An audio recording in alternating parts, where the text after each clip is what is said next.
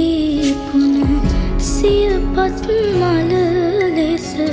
තුන්ලෝ සත් වග සුව කළ මුනි රජ